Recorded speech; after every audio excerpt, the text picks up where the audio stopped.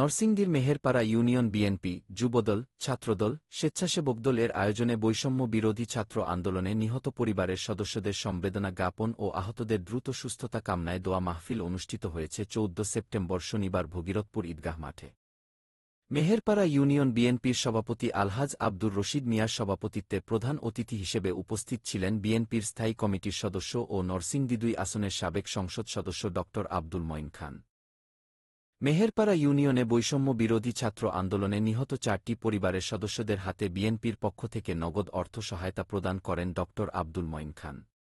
Meherpara union বিএনপির সাধারণ সম্পাদক আলহাজ মনির হোসেন, ভিপি মনির এর সঞ্চালনায় আরও উপস্থিত ছিলেন পলাশ উপজেলা বিএনপির সভাপতি এরফান আলী, ঘোড়াশাল পৌর বিএনপির সভাপতি আব্দুস সাত্তার, পাচেদনা ইউনিয়ন বিএনপির সিনিয়র সহ সভাপতি লাল মিয়া, লালু মেম্বার, মাধবদী থানা যুবদলের যুগ্ম আহ্বায়ক আকরাম হোসাইন, মাধবদী থানা যুবদল নেতা মোসাদ্দেক হোসেন প্রধান, মেহেরপাড়া ইউনিয়ন ছাত্রদলের যুগ্ম সাধারণ সম্পাদক রতন মাহমুদ সহ হাজারো নেতৃবৃন্দ। প্রধান অতিথি ড আব্দুল মঈন খান তার বক্তব্যে বলেন, আজকে আমরা এখানে আরো এসেছি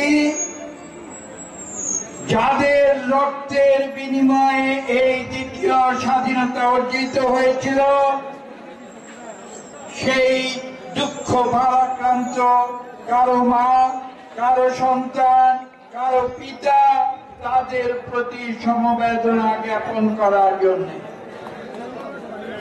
আজকে বুঝতে হবে বাংলাদেশ স্বৈরাচার মুক্ত হয়েছে ৫ই আগস্ট ২০২৪ সাল।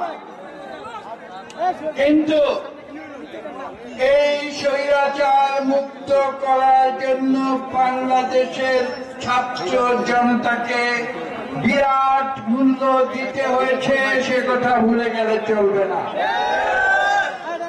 মূল্য দিতে হয়েছে হাজার হাজার মানুষের রক্ত, সেই রক্তের বিনিময়ে আজকে দ্বিতীয় স্বাধীনতা অর্জিত হয়েছে। এবং আজকে আমরা এখানে এসেছি সেই শহীদদের আত্মার প্রতি শ্রদ্ধা জ্ঞাপন করার জন্য।